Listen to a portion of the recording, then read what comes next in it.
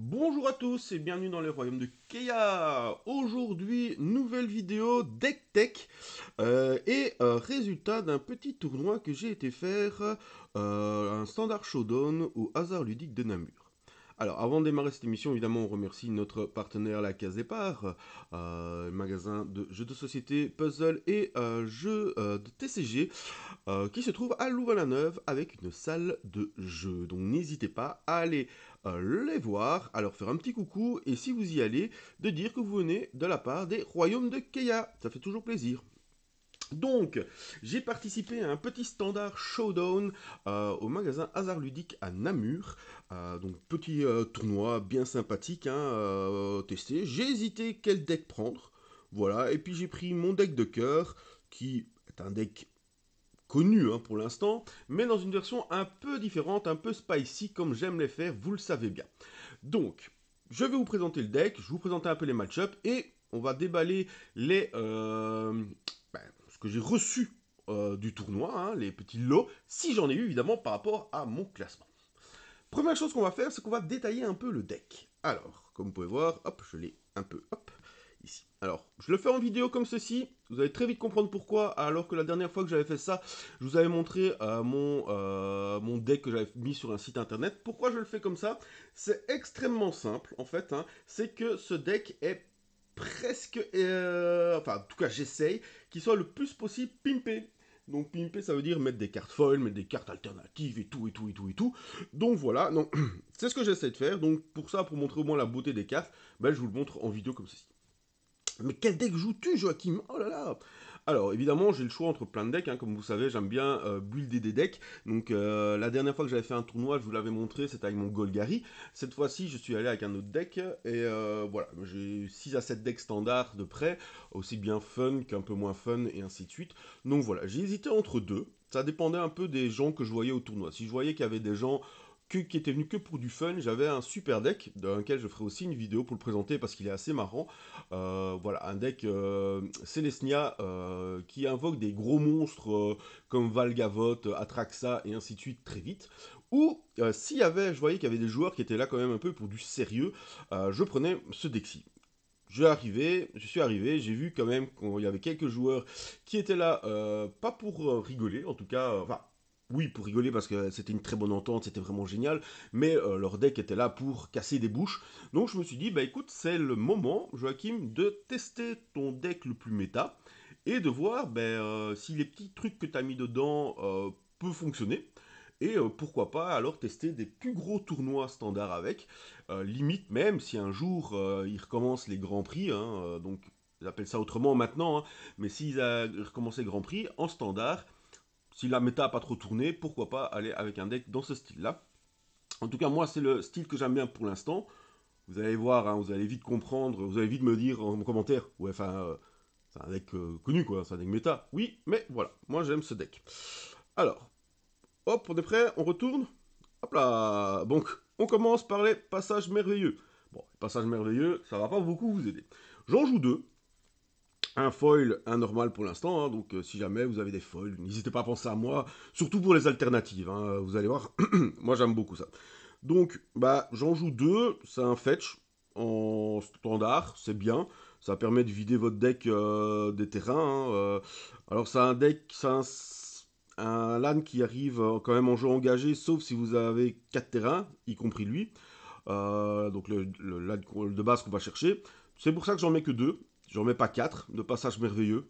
Voilà, tout simplement. Hop, et on va directement arriver à tadam! Et oui, je joue Dimir. Bon, voilà. Dimir, le deck en forme du moment, mais vous allez voir que je ne joue pas du tout une version Dimir. D'ailleurs, il y avait 3 decks Dimir au tournoi, et on était tous les 3 à jouer totalement différemment. Donc il y avait un deck Dimir classique, Fée, Flash, et ainsi de suite. Il y avait un deck Dimir Poison, ça m'a surpris parce que les poisons pour l'instant, alors effectivement les poisons reviennent bien, mais c'est plutôt du Golgari poison qui revient fort.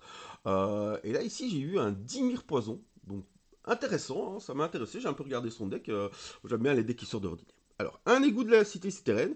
Alors l'égout de la cité citérène, donc c'est ce fameux LAN très très bon, hein, qui est île marais, qui arrive en jeu engagé malheureusement et vous surveille un. Je n'en ai qu'un dans le deck. Pourquoi? Parce que il Marais va m'être très utile avec la carte que vous allez voir derrière. Mais le fait qu'il arrive engagé, ça m'emmerde un peu en début de partie. Donc voilà. C'est contrebalancé par surveiller un. Donc voilà, ça c'est intéressant. Mais c'est pas spécialement le LAN que j'ai envie de piocher. Mais j'en mets quand même un parce que surveille c'est toujours pratique et il Marais c'est vraiment bien. Je passerai peut-être à deux plus tard, je ne sais pas encore, mais en tout cas là j'en ai testé avec un. Je l'ai jamais pioché au mauvais moment et quand je l'ai pioché, voilà, il m'était utile pour le surveil. C'est un peu quand les moments sont clutch dans la partie et où je me dis j'ai besoin de piocher une bonne carte donc j'ai égout de la cité souterraine, bim je vais pouvoir regarder, non ça m'intéresse pas, je le jette, oui ça c'est parfait, nickel, c'est bon. Donc voilà. Donc un en deck, je trouve ça intéressant. Peut-être passer à deux, on verra. Alors, pourquoi je disais que c'est intéressant avec le LAN qui suit? Parce que je vais jouer évidemment 4 orées du lac enténébré. Donc voilà. Donc les nouveaux LAN de ce monde, hein, que moi je suis extrêmement fan de ces cartes-là, de ces LAN-là, hein, donc qui donnent du mana, bleu en l'occurrence ici, et si je contrôle une île ou un marais, donne du mana noir, donc devient un bilan. Et ça je trouve ça excellent parce que ce que j'aime beaucoup dans ce deck, enfin dans ce terrain, c'est que même si vous avez malheureusement, et ça m'est arrivé, j'avais une main terrible avec 3 oreilles du lac enténébrées dedans, j'ai quand même gardé la main parce que mine de rien, il me donnait du bleu, donc je peux toujours jouer plein de cartes. Et dès que j'ai la cité, les égouts de la cité souterraine ou un marais ou une île, bam, j'ai mon noir. Donc franchement, super bien. Comme vous pouvez voir, je vais en avoir un foil, je vais en avoir deux foils, mais évidemment, mes préférés resteront toujours, mes deux, hop, comme ceci, alternés.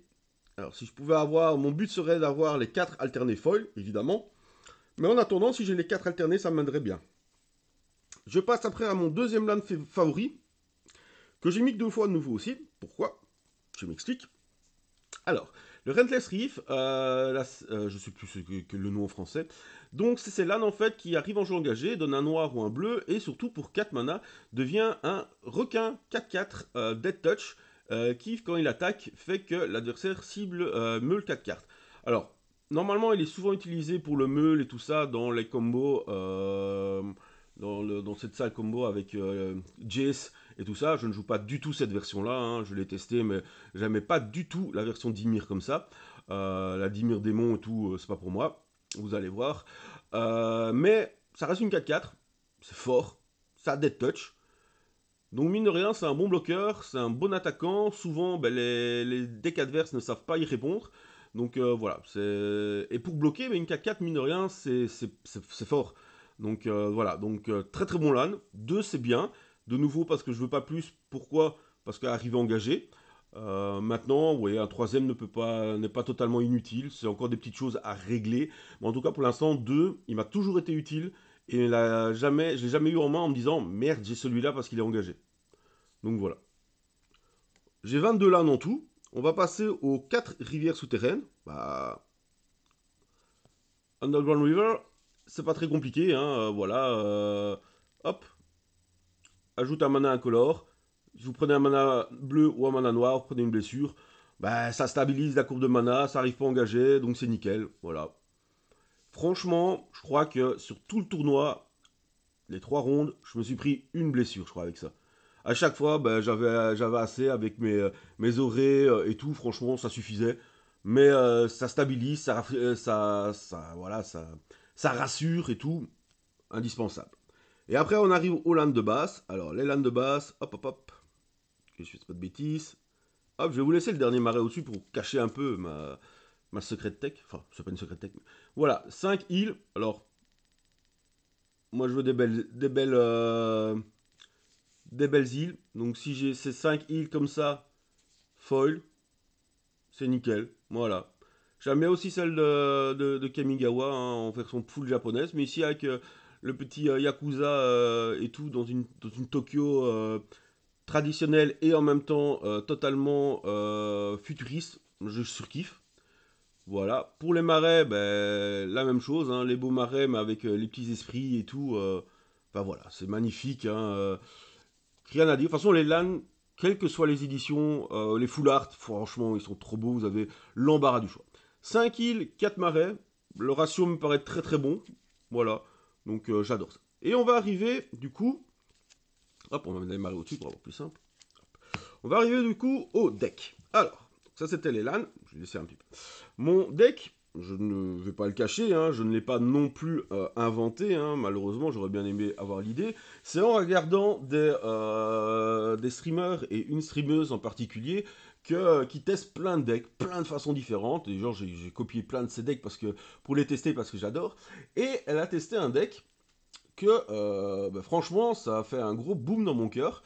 Parce que Dimir, donc Dimir, bah, mes couleurs préférées avec le vert, hein, moi c'est Sultai mes couleurs, c'est ce que je préfère. Et, euh, et il joue une créature de ce monde sur laquelle, au tout début quand c'était sorti, je trouvais très forte, mais je me disais, oh, allez, s'il vous plaît, quoi, enfin, ça va jamais fonctionner. Et en fait, je l'ai testé, j'ai trouvé ça génial, et quand j'ai vu cette déclisse, j'ai fait, ah, c'est une déclisse faite pour moi. Je vous explique tout de suite. Ma créature sur laquelle j'ai fondé mon deck, c'est le balafreur invisible, le slasher. Le slasher, qu'est-ce que c'est? En plus, en alternative à chaque fois, même si j'aime beaucoup l'artwork de base. Le slasher, qu'est-ce que c'est? C'est une 2-3 pour 3, contact mortel. À chaque fois que le balafreur invincible inflige des blessures de combat à un joueur, ce joueur perd la moitié de ses points de vie arrondis à l'unité supérieure. C'est-à-dire que si vous êtes à 20, ce petit monsieur il vous fait 2, vous êtes à 18, bim, vous perdez 9. Une seule attaque et vous êtes déjà à 9 PV au lieu de 20. Voilà. Si vous êtes à 3, il attaque, il vous fait 2, vous êtes à 1, divisé par 2 arrondi au supérieur, vous perdez 1, vous perdez 0, vous mourrez. Voilà. Si jamais c'était que ça, ce serait bien. Mais, en plus, et c'est ça qui est fort, c'est que quand il meurt, s'il n'y avait pas de marqueur sur lui, en fait, il revient sur le champ de bataille, engagé, avec 2 marqueurs étourdissement. Donc le marqueur étourdissement, c'est il reste engagé, et à chaque fois que normalement je devrais le désengager, eh ben à la place, j'enlève un marqueur. Et quand il n'a plus de marqueur, ben là il pourra se désengager normalement et revenir. Et c'est ce qui fait que en fait, votre adversaire va devoir le gérer 2 fois. Et ça, c'est très très très très très chiant pour énormément de decks. Donc vous avez une créature, contact mortel, qui fait des dégâts, beaucoup de dégâts, qui revient, que votre adversaire doit gérer 2 fois. Voilà. 4 balafreurs, la base de mon deck. Vous allez me dire, ouais, mais c'est bien, mais il fait pas tout non plus le balafreur. Regardez les decks, par exemple, Golgari, avec les démons qui volent. Votre balafreur, il vole pas, comment est-ce qu'il peut faire? Mais c'est... Alors, attendez. Ah, je l'ai mis dans le mauvais sens. Mais si, mon balafreur, il vole. Regardez. Hop. Hop, j'essaie de cacher un peu. Hein. Hop, je les ai mis dans le mauvais sens. Bien sûr que mon balafreur, il vole. Parce que regardez, j'en ai encore 3 autres. Ah, mais là, du coup, je passe à 7 balafreurs dans mon deck. Et oui, parce que l'oiseau moqueur, qui est plus joli comme ça, hein, on va pas se le cacher, pour bleu et X, il a vol, c'est une 1-1, et en fait, je peux faire que l'oiseau moqueur arrive comme une copie de n'importe quelle créature sur le champ de bataille, avec une valeur de mana inférieure ou égale à la quantité de mana dépensée pour lancer l'oiseau, excepté que c'est un oiseau en plus, et qu'il a le vol. Donc pour 3, 2 X et un bleu, j'ai un balafreur qui vole. Et donc là, je joue avec 7 balafreurs, dont 3 volants. Et si jamais mon adversaire a des créatures encore plus embêtantes ou encore plus fortes, bah, j'ai la même chose dans mon deck, puisque j'ai les oiseaux moqueurs. Ça aussi, ça a été une des cartes quand Bloomborough est sorti, j'ai fait ouais, ça c'est... Pour des combos, c'est un peu tricky, c'est un peu chiant. J'ai pas spécialement fait attention à cet oiseau, mais en fait, cet oiseau, il est magique en fait. Il sert à tout. En fait, c'est toutes les créatures de Magic mises dans une seule carte pour le même coup que la créature en fait. Hein. Et c'est ça qui est fort. Vous n'avez pas besoin de jouer les mêmes couleurs que la créature, vous avez juste besoin de jouer du bleu et X. Point final. Et c'est même pas le coût de mana plus un bleu. Non, c'est là, si vous payez 3, vous copiez exactement le balafreur. Dans l'une de mes parties, mon adversaire, j'avais un problème de mana, mon adversaire avait un elfe de la noire. Ben pour un bleu, j'ai un elfe de la noire qui vole. Et ça, c'est fort. Mais bon, ça fait que 7 balafreurs. Mais est-ce que 7 c'est assez? Mais bien sûr que non, on n'a pas assez de balafreurs avec 7. Et on a ma carte fétiche, la créature que j'aime le plus depuis qu'elle est sortie. J'ai mon furteur de couloir silencieux, bien sûr. J'étais tellement content de le voir dans ce deck, ce furteur. C'est ma carte que j'en dis du bien tout le temps. C'est la carte que j'adore. Pour 2 mana, c'est une 1-1 qui ne peut pas être bloquée. C'est trop fort. Et à chaque fois qu'elle fait des blessures de combat à un joueur, je peux choisir une des actions qui n'a pas encore été choisie. Enfin, je sais même pas, je peux, je dois. Soit je lui mets 2 marqueurs plus 1, soit je pioche une carte, soit il devient une copie d'une autre créature que je contrôle. Donc, la 1-1 devient une 3-3 qu'on peut pas bloquer. Ou alors j'ai besoin de piocher, elle pioche une carte. Et bah, quand j'ai un balafreur, par exemple, sur la table, eh ben, j'ai un balafreur qui a 2 compteurs plus 1 dessus.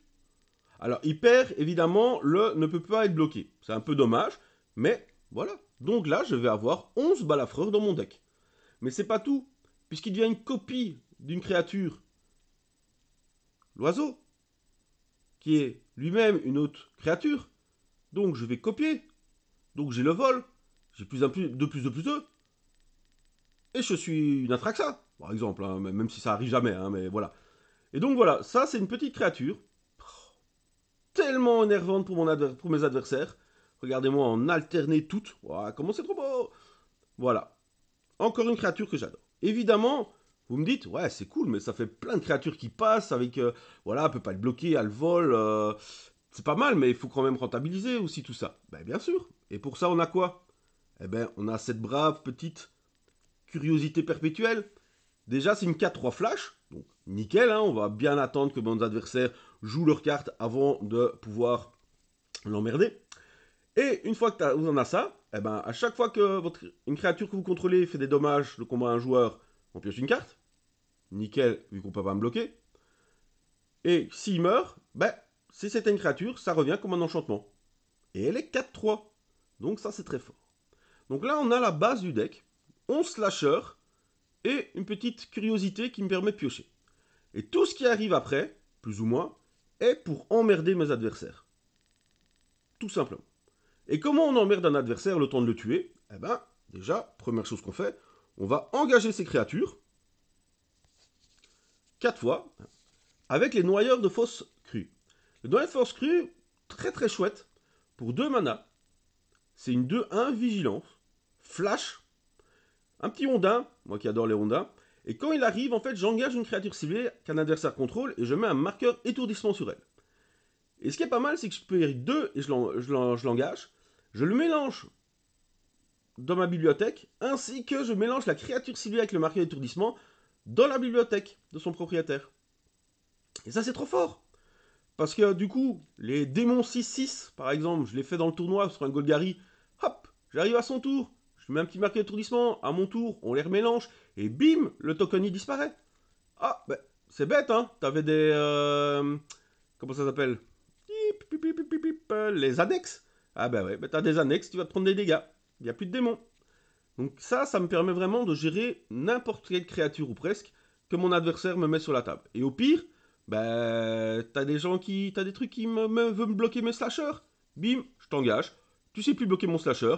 Tu te prends 25 dégâts et hop, c'est parti. Donc première carte, trop bien. Deuxième carte, alors là c'est mon petit coup de cœur.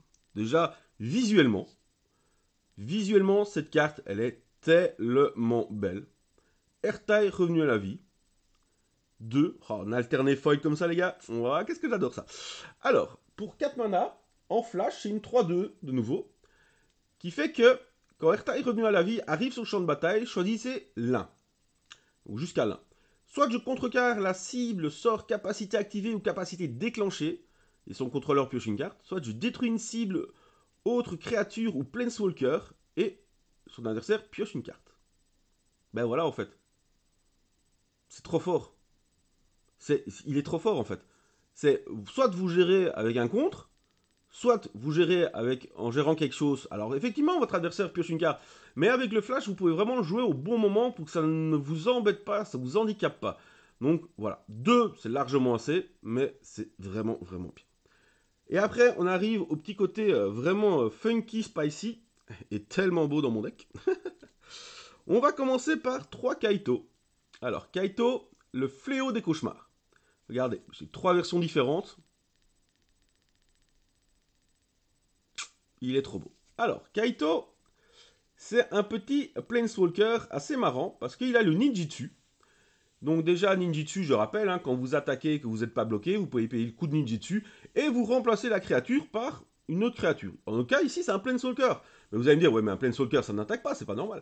Eh bien si, parce que pendant mon tour, tant que Kaito a au moins un compteur ou plus de compteur loyalty sur lui, en fait, c'est une 3-4 ninja avec Hexproof.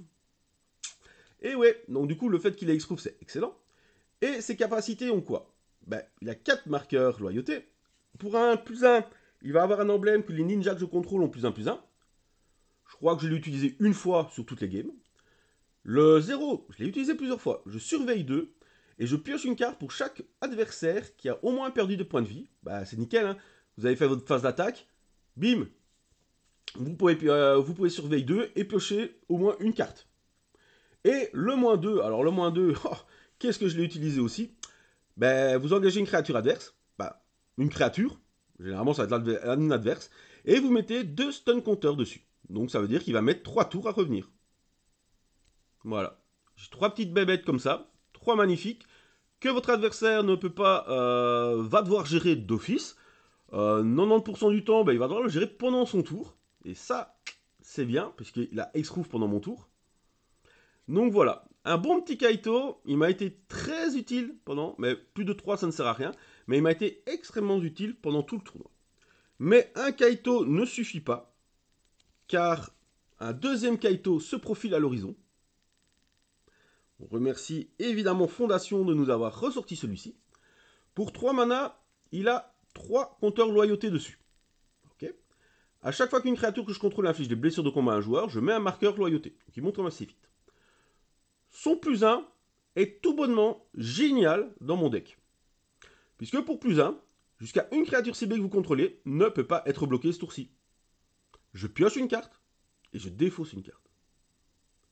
Ben voilà. J'ai 11 slashers dans mon deck qui ne demandent qu'à ne pas être bloqués pour vous faire perdre 2 points de vie et la moitié de vos PV. Voilà. Si vous êtes dans la merde, il peut créer une créature. Voilà. Alors je vous avoue que le moins 9 fait rêver, mais généralement mes parties étaient bien finies avant. Voilà, vous gagnez un emblème avec chaque fois qu'un joueur lance un sort, vous créez un jeton ninja. Excellent, mais clairement, je n'ai jamais même eu le temps de le faire ou quoi, les parties se finissaient bien avant, mais le plus 1 est vraiment, vraiment, vraiment insane.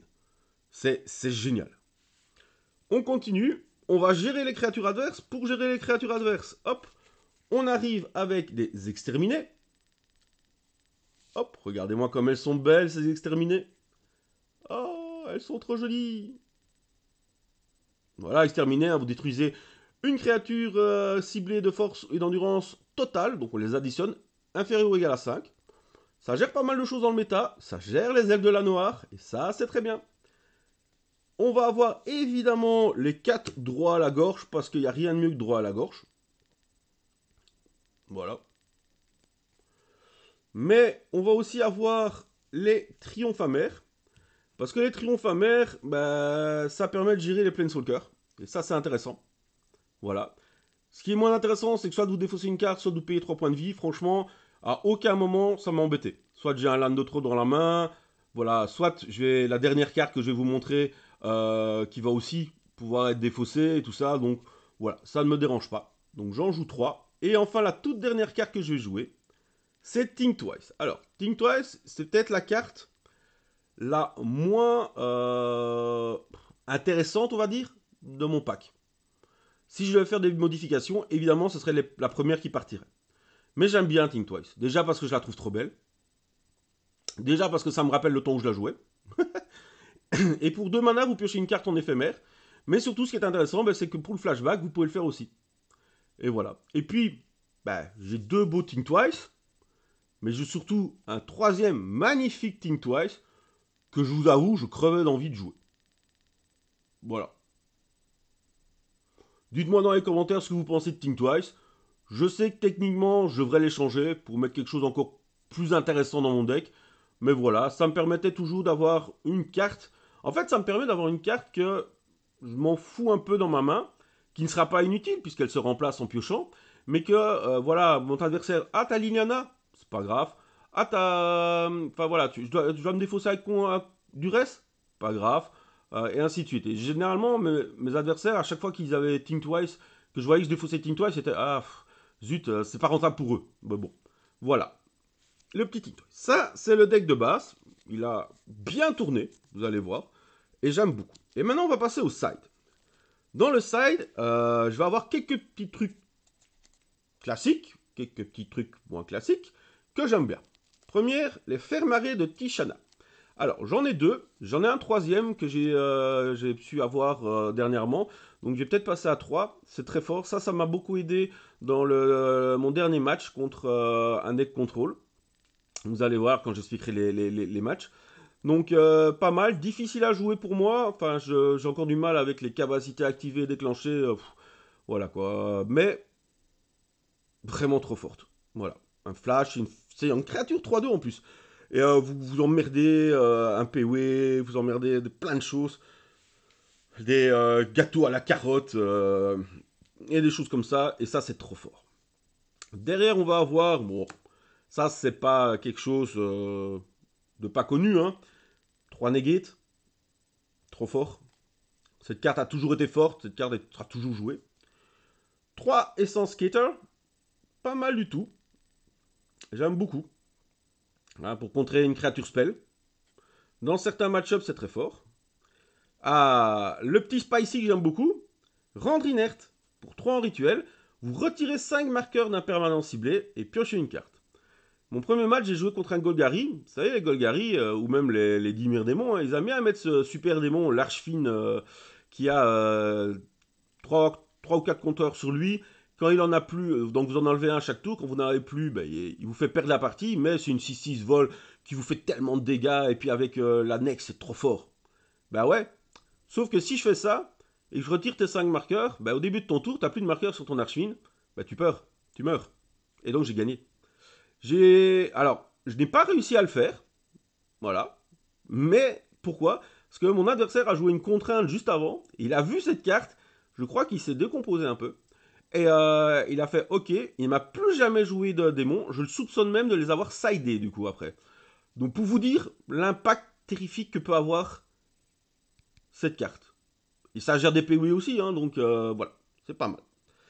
La dernière, évidemment, ben, ça c'était uniquement s'il y avait du réanimateur. Il n'y avait pas de réanimateur. Voilà. Est-ce que je la garderai dans mon side? J'ai pas l'impression que réanimateur soit vraiment revenu, mais voilà. Il y a des decks qui mettent des Valgavotes au cimetière qui reviennent vite. Si je peux avoir un Leyline dès le début, et ben, il fait plus rien, et du coup, ben, s'il fait plus rien, ben, mon deck va lui rouler dessus, quoi. Voilà. Ça, c'était pour la présentation du deck. Et maintenant, on va passer aux résultats et aux parties que j'ai faites. Donc, on va reprendre. Hop, on va remettre ici mon As de la gâchette. Voilà. Et voilà. Première partie, ça a été la partie la plus serrée, on va dire. Enfin, oui et non, en fait. Du week-end. On a. Première partie, je tombe contre un Golgari. Classique. Alors, classico del Madrido, hein, comme on dit. Totalement classique. Avec les aides de la Noire, le gris moussu, voilà, on avait tout, les annexes, les démons, voilà. Deck que je connais, puisque j'ai joué une autre version, évidemment, vous savez bien que moi j'aime bien jouer des versions alternatives, mais voilà, une autre version, mais que je connais, voilà, c'est le deck qu'on voit partout, avec le Dimir Flash, c'est les deux decks qu'on voit partout. Je sais que j'ai pas peur de ce deck, je sais que mon deck le gère, mais easy. Il sait pas gérer le balafreur. La première partie, ben, c'est simple. Hein, je perds quelques PV, je passe à 14 en tout sur la partie parce que Annex et démon. Voilà, il fait piocher, je perds des PV et tout.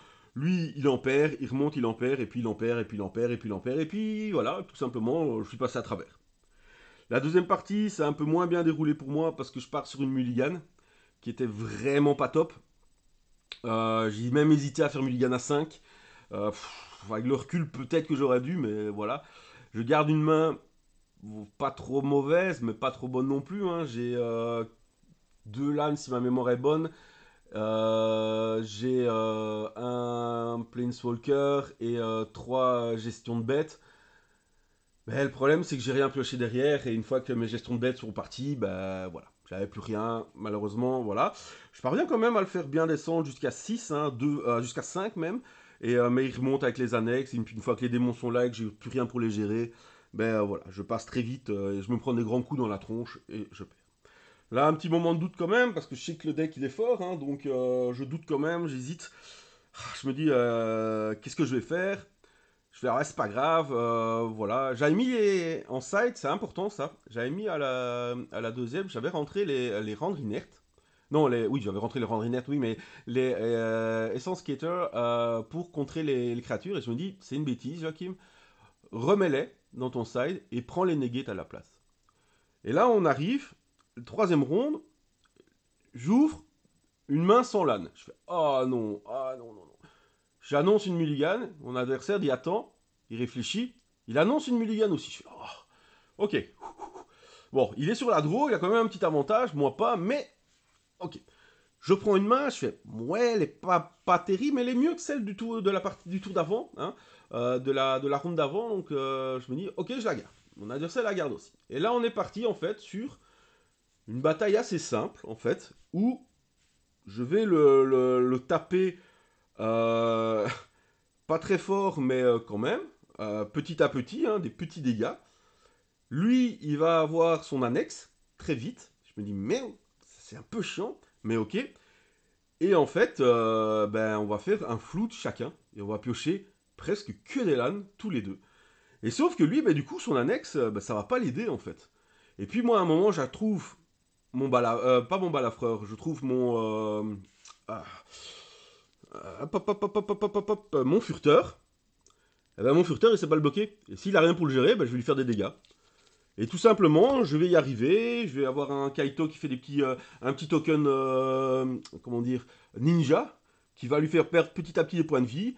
Et malheureusement, moi, malgré tous mes LAN, ben, je vais retoucher un ou deux cartes de gestion, puisque j'ai beaucoup dans mon deck des cartes de gestion. Lui va trouver le temps, ben, avec les LAN, de pouvoir faire un 6-6. Et ainsi de suite, mais j'arrive à les gérer, et du coup, malheureusement, ben, c'est bien beau d'avoir une annexe, mais si on ne sait pas la coupler à un démon, malheureusement, elle vous tue. Et c'est ce qui s'est passé, hein, à coup de petits ninjas, de la 2-1 vigilance et de son annexe, ben, je le tue. Et au final, ben voilà, il sait rien faire, et je gagne la première manche 2-1. Premier match 2-1 pour moi.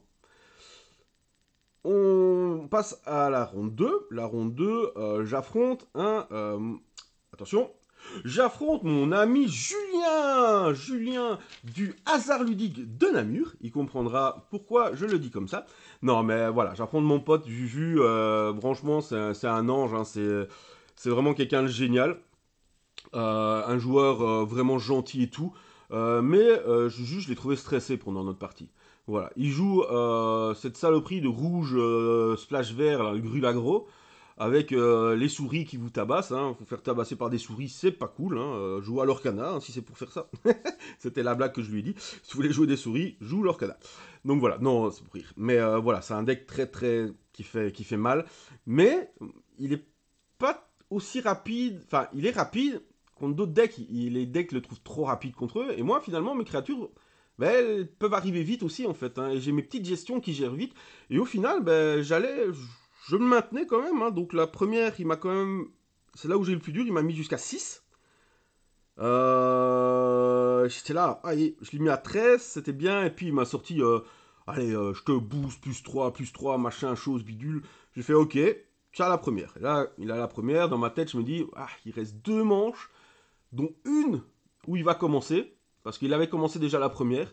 Je me dis, ça va faire très mal cette partie-là. Mais bon. La deuxième se passe par contre super bien. Je gère direct toutes ces petites créatures qu'il me met. j'en copie avec mon oiseau moqueur. Et puis ben voilà quoi. Et puis qu'une fois que ce brave balafreur arrive, voilà, ça fait le travail. Les Kaito exprou font les travaux. Voilà, nickel. Et la dernière partie, hyper tendax. Alors, dans le bon sens du terme, hein, Ju fait une petite erreur. Voilà. Voilà, je lui ai dit après la partie, je pense que c'est là où la partie s'est jouée. Il fait une petite erreur et du coup, il est mal payé après parce que sur une draw où il a besoin d'une créa pour me mettre la pression et que ça soit vraiment méchant, ben malheureusement, il pioche pas sa créa. Et du coup, il pioche un boost. Ça arrive malheureusement dans ces decks-là. Hein. C'est que vous risquez de piocher des boosts, mais vous n'avez plus de créa parce que votre adversaire arrive à bien les gérer. Donc voilà, j'ai focus gestion de toutes ces créas. Et au final, il a pioché après pas ses créas. C'est pour ça que moi j'aime un peu moins la version de Grul avec le talent de l'aubergiste et des choses comme ça qui sont des cartes très fortes, mais des cartes mortes si vous n'avez pas les créatures en fait. Et du coup il s'est retrouvé facilement avec des cartes mortes. Et moi je suis pas un deck contrôle, hein, je suis un deck vraiment aggro slash midrange hein, parce que je vais très vite dans les dégâts et je lui ai mis la pression et voilà. Ce qui fait que j'arrive en finale. Et en finale, j'affronte Merlin. Merlin, c'est le boss du hasard ludique Namur. On a déjà fait une partie il n'y a pas longtemps dans un autre petit tournoi où il m'avait sorti le tournoi que je vous avais présenté, que je vous avais mis Galgari, où j'avais perdu contre lui et il jouait un blanc-bleu contrôle token lapin. Et ben il est de nouveau là avec ce deck, mais qu'il a modifié, qui est un peu plus contrôle et un peu plus dur hein, à affronter. Mais en fait, je me suis rendu compte à ce moment-là, en fait, que mon deck, il est méchant quand on sait pas le gérer. J'engage ses tokens, je fais marrer Tishana à la deuxième, ces trucs pour gagner des points de vie, pour mettre des trucs et tout. Et en fait, il sait rien faire contre Balafreur. Et je vais trop vite en fait. Je vais trop vite et en fait, je le tue avant son tour 5 pour avoir son fin de soleil. Et s'il met fin de soleil, je repars tout aussi vite avec un Kaito, avec... Enfin, je joue des trucs qu'il n'arrive pas à gérer en fait. Et il se rend compte. Et c'est marrant parce qu'il a affronté les 3 Dimir sur le tournoi. Les 3 Dimir de construction totalement différentes. Et les 2 premières, il les bat en fait. Hein. Les 2 premiers Dimir, il les bat. Mais contre mon Dimir, il a dit ton Dimir, ouais, enfin, il est vraiment bien, il tourne bien, voilà. Et donc voilà, la deuxième, il a eu un problème de land aussi, mais bon, là, il a eu dit qu'il avait un problème dans la construction de son deck, il aurait dû mettre plus de land. Effectivement, il reste bloqué à 4, mais même à 4, il a essayé de faire des trucs, mais voilà, rien n'est passé. Le deck a super bien fonctionné. Ce qui fait que, fin du tournoi, et je termine donc premier. Et oui, et là je suis extrêmement content de ce tournoi avec ce deck. Et en fait, je suis extrêmement content de mon deck. C'est un deck qui change des Dimir classiques et qui joue avec des cartes que j'aime. Et franchement, je le rejouerai ce Dimir. Il est vraiment plaisant à jouer, il est plaisant à affronter. Mes adversaires m'ont dit il est vraiment chouette parce qu'il change d'habitude, il pose des problèmes qu'on ne rencontre pas et tout, c'est vraiment top. Donc moi je suis très content. N'hésitez pas à me dire dans les commentaires si vous l'aviez déjà vu, parce que c'est possible, hein, vu que je vous dis que il n'est pas totalement de moi. Hein. Moi j'ai changé des cartes, mais il n'est pas totalement de moi. Est-ce que vous l'avez vu jouer ou est-ce que vous l'avez déjà joué peut-être une version? Moi ça m'intéresse toujours ces partages-là. Donc n'hésitez pas à mettre en commentaire, voilà, qu'est-ce que vous avez pu voir ou quoi, ou quelle carte vous pensez qu'on pourrait me remettre dans ce deck, par exemple à la place des Think Twice par exemple, mais voilà. Donc on va pouvoir passer au lot, parce qu'évidemment, ouais, qui dit premier, dit quand même 4 boosters Magic Fondation, un booster foil promo pack de ce monde, un booster classique, et surtout une carte. Et cette carte m'a fait extrêmement plaisir. Je pense que ça a été la carte du bonheur, j'ai envie de dire. La vraie carte du bonheur, parce que la carte des Showdown, pour l'instant, est celle-ci. C'est un Go for the Throne. Oh, on me voit à travers. Salut. Un Go for the Throne en total noir, comme ça. Super dark. Testless, alterné et tout. C'est bien simple, il m'en faut 4 pour ce deck. Voilà, tout simplement. J'en ai déjà une, je vais en récupérer une deuxième chez Merlin, qui veut bien me lâcher sa deuxième, et voilà, et ça va aller dans mon deck, en fait. Elles sont trop belles, je vais avoir 4 Go for the Throw, totalement. Regardez-moi cette beauté. Alors, sans la pochette, c'est encore plus joli, quoi. Regardez-moi comme elle est belle. Alors, ce que ça représente, je n'y arrive pas. Si vous voyez, vous, ce que ça représente, moi, j'y arrive pas. Mais c'est tellement beau que, d'ailleurs, je vais vous le changer devant vous. Voilà. Malgré que j'ai de magnifiques droits à la gorge, hein, le foil Assassin's Creed, je les trouve magnifiques. Hop. C'est mon seul deck, et c'est mon premier deck que j'ai double slivé. Parce que comme je vous dis, hein, je voudrais l'avoir totalement en alterné. Regardez, elle est magnifique cette carte là aussi. En foil. Les côtés sont magnifiques. Mais voilà, celle-là est typiquement ce que je veux dans mon deck. Regardez-moi comme elle est belle. Hop, voilà. Si j'en ai 4, je serai le plus heureux. Alors, les doubles sleeves, c'est pas ce qu'il y a le plus facile à sliver, mais voilà. Voilà. Donc déjà, évidemment, je remercie grandement mes adversaires pour ces 3 parties que j'ai passées vraiment très chouettes. Hein. Comme vous savez, c'est pas toujours facile avec mes douleurs, voilà. Heureusement, ben, je reste assis, mais voilà, je remercie mes adversaires, c'était vraiment, vraiment cool. Et voyons si on a un peu de chance. Alors, je ne recherche plus grand-chose, hein, évidemment, dans ces éditions-là. Mais si on peut avoir de la magnifique carte, moi, je suis toujours content, évidemment. Oh, un petit chat. Alors, hop. Ah, le fameux lapin. Ça, c'est le deck à la mode, hein, full lapin. Je vous le montrerai une fois, mais c'est pas vraiment le genre de deck qui m'intéresse, mais bon. Alors, qu'est-ce qu'on va avoir? Attention. Ah, encore une Unco. Et là, derrière, on va avoir... Bah, on va avoir une petite Liliana. Bah, c'est magnifique, ça. Bah, voilà. Alors, même si je l'ai déjà plein de fois. Hop, une petite Liliana. Mais on est trop content. Et derrière, on va avoir une Galta folle. Très content aussi. Et un petit là. Bah, voilà. Si c'est pas beau, ça. Premier booster, on a une Lily et un Galta foil. Allez, deuxième booster. Qu'est-ce qu'on peut avoir de beau? Ah, déjà, ça commence mal. On a un elfe. Ah ouais, si jamais je lance un appel à vous qui regardez mes vidéos et joueurs collectionneurs de Magic, je recherche activement 4 elfes de la noire, mais ceux alternés. Alors, je ne les cherche pas en fracturé de foil, hein, je vous rassure, mais 4 elfes de la noire, complètement... allez, les transformer, là, elles sont trop belles. En manga, je les veux. Alors, qu'est-ce qu'on va avoir dans celui-ci? On va avoir un elfe. Je vous avais dit que ce pack-là, il sentait mauvais. Hein. Derrière, on va avoir, ben voilà, un elfe. Voilà. Mais on ne peut pas faire confiance à ces gens, les elfes. Hein. Comme disait un célèbre philosophe dans une chanson, des gens qui bouffent de la verdure. Je parle pas des végétariens, hein, je parle des elfes. Un jour, bon ancêtre Gurdil, fut s'en aller. Alors, qu'est-ce qu'on va avoir? Je vais pas vous voulez, voilà. Hein, on va pas commencer l'année en chantant, hein, ça ne le fera pas. Alors, oh, le petit ange de Serra, comme c'est beau. Oh, les Swiftboot. Electro-duplicate, ok. Et un Twin Blade. J'aime beaucoup cette carte-là aussi. Hein. Le Twin Blade Blessing dans mon deck blanc-bleu. Oh, oh, elle est folle en plus. Oh, merci mon dieu, comme c'est beau. Le Twin Blade, en fait, dans un deck... comment dire j'ai mon deck... Ah, j'arrive pas à parler. Mon Aura, voilà, Azorius Aura. J'hésite à me rentrer des Twin Blades dedans, parce que le double strike est peut-être vachement pas mal, hein, avec une petite armure éthérée. Vous en pensez quoi? Alors, le Stomper, le Sauveur, l'Élémental, le Stab, qui est très bien aussi ça. Goblin Surprise, Lagak, Broken Wings, Divine Résilience, l'Empyrean Eagle. Et et son Skater, toujours bon à prendre ça. Bold Wave, toujours bon à prendre.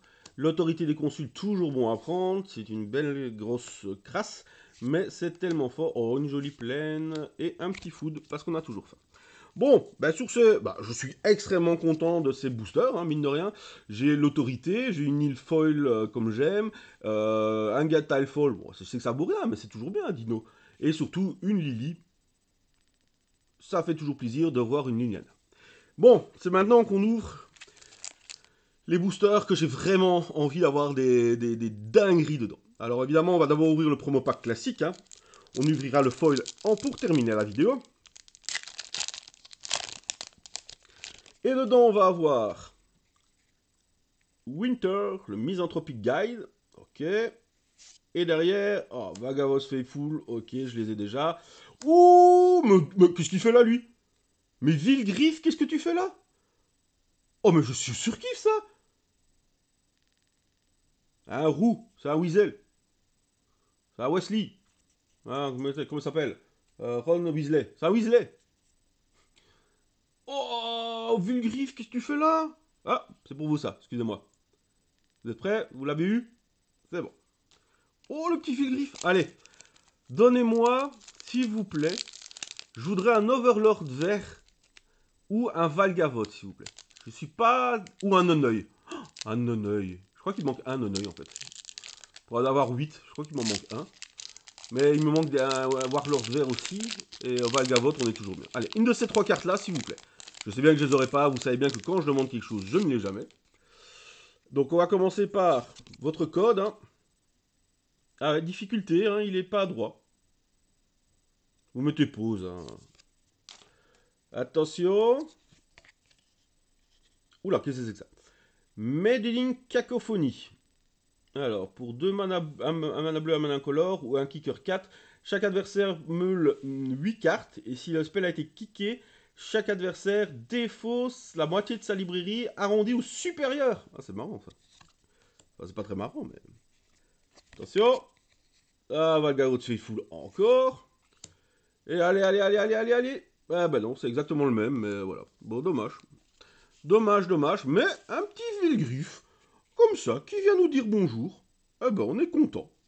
Voilà, fin de la vidéo. N'hésitez pas à me dire dans les commentaires ce que vous en avez pensé. N'hésitez pas à lâcher votre meilleur pouce bleu, s'il vous plaît, et à vous abonner. Ça fera grandir la chaîne, et ben, voilà, on pourra aller encore plus loin, faire encore plus de belles choses tous ensemble. N'hésitez pas à me dire si le format vous intéresse, hein, quand j'explique un peu mes decks et ce que j'ai pu faire avec. Voilà, hein, c'est inspiré grandement de mon ami Adibou, qui fait ça super bien. Je vous conseille d'aller le voir, il fait ça avec des decks commandeurs. Ces decks commandeurs, c'est vraiment de la qualité nec plus ultra. Voilà. Et je vous dis à bientôt. Passez de bonnes fêtes ou passez une belle année, ça dépend quand sortira la vidéo, je ne sais pas encore très bien, il faut que je voie. Et en tout cas, n'oubliez surtout pas, amusez-vous!